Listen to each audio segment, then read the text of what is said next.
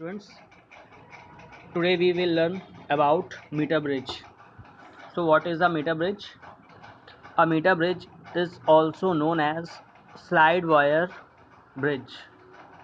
It is a practical form of Wheatstone bridge. मतलब Wheatstone bridge का जो practical application है वो आपका मीटर ब्रिज है.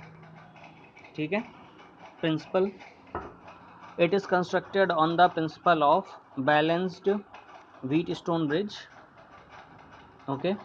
मतलब ये जब व्हीटस्टोन ब्रिज आपका जो बैलेंस मोड पे होता है उसी प्रिंसिपल पे ये वर्क करता है. तो आपको पता ही है उसमें जो गैल्वेनोमीटर या जो आपका जो रेजिस्टेंस होता है बीच वाला उसमें करंट फ्लो नहीं करती है. ठीक है. जो डायगनली जो कनेक्टेड रेजिस्टेंस होता है उसमें करंट फ्लो नहीं करती. सेम प्रिंसिपल यहाँ पे यूज़ हुआ है when a Wheatstone bridge is balanced. तो ये रेशियो है P/Q=R/S. ये व्हीटस्टोन ब्रिज वाला ही प्रिंसिपल है. ठीक. अब देखिए, तो ये आपका मीटर ब्रिज है. तो इस मीटर ब्रिज में है क्या, एक इसमें 1 मीटर का वायर लिया जाता है, इसीलिए इसका नाम जो है ये मीटर ब्रिज दिया गया है. क्योंकि इसमें एक 1 मीटर का वायर आप यूज़ करते हो फॉर मेज़रमेंट. ये जो आपको दिख रहा है ये 1 मीटर वायर है. ठीक. इसमें इधर ये आपका ये देखो, ये एक गैप आपको ये दिख रहा है, एक गैप ये दिख रहा है. तो एक गैप पे आप जो है यहाँ पे क्या करोगे, एक रेजिस्टेंस यहाँ पे लगेगा, दूसरा एक अननोन रेजिस्टेंस आप यहाँ पे लगा सकते हो. ठीक है. और ये जो वायर है, ये वाला जो वायर है, इसमें क्या करते हो, इसमें यहाँ से एक जो है ये गैल्वेनोमीटर के थ्रू कनेक्टेड होके यहाँ पे क्या करते हैं, एक जॉकी को हम लगाते हैं. जॉकी मतलब ऐसे समझ सकते हैं कि जैसे इस तरीके का एक इक्विपमेंट है, मतलब एक ये इंस्ट्रूमेंट है. तो ये क्या होगा, इसको आपको इस पर स्लाइड कराना होता है. ठीक है. स्लाइड कराने का ये मतलब नहीं कि आप वायर को प्रेस करते हुए उसके ऊपर से एक एंड से लेकर दूसरे एंड तक आप स्लाइड कराओ. ठीक है. ये नहीं करना होता है. इसमें आप क्या करोगे, तो वो जो जॉकी है, जॉकी को आप क्या करोगे, पहले मान लो आपने एक एंड पे आपने इधर स्लाइड कराया. ठीक. तो उस पर जो गैल्वेनोमीटर की क्वालिटी होती है कि उसमें जो डिफ्लेक्शन आता है, ये जैसे गैल्वेनोमीटर है तो उसका जो ज़ीरो होता है वो मिड पे होता है. तो उसकी क्वालिटी है कि उसमें जो डिफ्लेक्शन होगा बोथ साइड होगा, इधर भी होगा और इधर भी होगा. ठीक है. तो जैसे सपोज आपने जॉकी को, ये जॉकी है, जो आपको एरो दिख रहा है ये जॉकी है, गैल्वेनोमीटर से जो कनेक्टेड होगी ये जॉकी. तो आपने इसको यहाँ पे टच कराया, तो यहाँ पे टच कराने में इधर की तरफ डिफ्लेक्शन आया. फिर आपने उसको ले जाके एक बार यहाँ पे टच करा दिया, तो इधर तो जो डिफ्लेक्शन है वो इस साइड पे आ गया. बात समझिएगा. तो इसका ये मतलब है कि मतलब एक बार डिफ्लेक्शन अगर इधर आ रहा है, दूसरी बार डिफ्लेक्शन इधर आ रहा है, इसका मतलब है कि इसके बीच में कहीं पर डिफ्लेक्शन क्या होगा, ज़ीरो होगा. ठीक है. तो हमें यहाँ पर डिफ्लेक्शन को 0 पॉइंट वाला फाइंड करना है कि कहाँ पर डिफ्लेक्शन 0 है. तो जहाँ पर डिफ्लेक्शन 0 होगा उसका मतलब कि वहाँ पे जो आपका गैल्वेनोमीटर उसमें कोई करंट नहीं जा रही है. यहाँ मतलब वहाँ पे करंट 0 हो गई. यही आपका व्हीटस्टोन ब्रिज होता है कि गैल्वेनोमीटर, ये जो गैल्वेनोमीटर होगा उसमें कोई भी रीडिंग ना आए, मतलब I=0 हो. ठीक है. तो ऐसे ही जब आपको ये 2 पॉइंट आपको पता चल गया कि इन 2 पॉइंट के बीच में जो डिफ्लेक्शन है वो 0, तो आप उसको फिर ऐसे ऐसे फिर और पास लाए, तो अल्टीमेटली आपको एक पॉइंट यहाँ पे ऐसा मिल जाता है जहाँ पे जो डिफ्लेक्शन है वो ऑलमोस्ट 0 हो जाता है. बात समझ में आ गई. फिर से देखिएगा, एक बार और देख लीजिए बस. ठीक है. मतलब क्या करना है,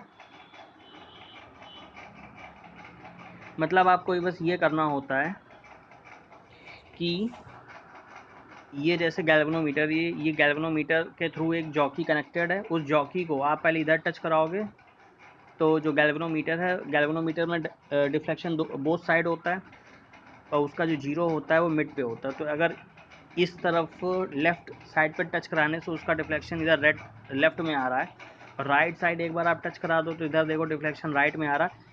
इसका ये मतलब ये जो गैप है, इस गैप में बीच में कहीं पे ये जीरो होगा। मतलब आपको ऐसा लाना है कि ये जो डिफ्लेक्शन जो इधर आ रहा है या इधर आ रहा है वो जीरो पे आ जाए।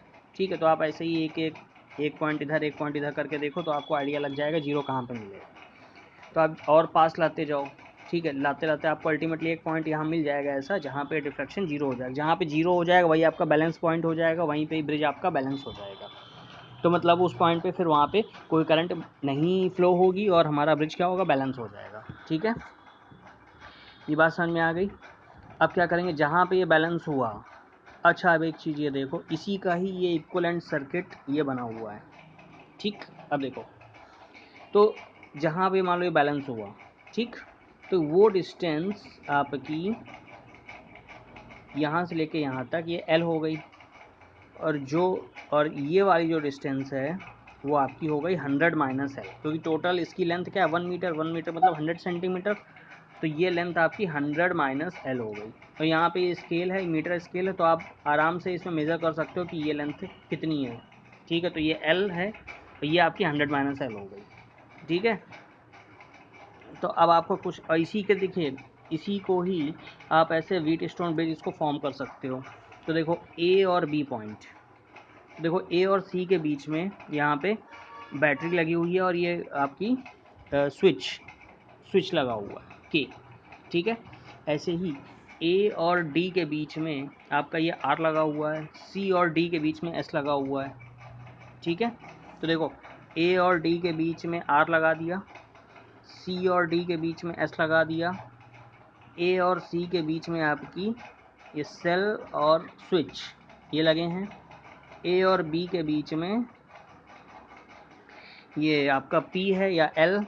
ठीक है, ए और बी के बीच में आपका पी है और बी और सी के बीच में आपका 100 माइनस एल या क्यू है। ठीक है, ऐसे ही बना दिया। और देखो बी और डी के बीच में गैल्वेनोमीटर लगा हुआ है, बी और डी के बीच में ये गैल्वेनोमीटर लगा हुआ है। ठीक, तो पूरा आपको समझ में आ गया ये कैसे बना हुआ है। तो ऐसे ही ये आप एग्जैक्ट इसको व्हीटस्टोन ब्रिज समझ सकते हो। तो मैंने आपको बताया था व्हीटस्टोन ब्रिज के केस में क्या होगा, पी दोनों जो आपकी रेशियो आर्म्स होती है उनका रेशियो ले लेंगे, P upon Q equal to R upon S लग जाएगा यहाँ पे। ठीक, अब देखो पी जो है आपका वो एल था, ठीक है, एस क्या था 100 माइनस एल था। ये देखो ना इधर पी आपका जो है वो ये पी आपका एल है और क्यू आपका 100 माइनस एल है, सॉरी क्यू आपका 100 माइनस एल है। ठीक है, तो यही आपका P upon Q equal to R upon S. तो P upon Q equal to R upon S ये लगा दिया आपने। फिर यहाँ से एस जो आपका अननोन रेजिस्टेंस है उसकी वैल्यू आप फाइंड कर लोगे 100 minus L upon L into R. ठीक है, इसकी एप्लीकेशन क्या है, इसकी एप्लीकेशन है to measure an unknown resistance, the unknown resistance can be found by S equal to R into 100 minus L upon L. ठीक है, इस तरीके आप अननोन रेजिस्टेंस एस को फाइंड कर सकते हैं।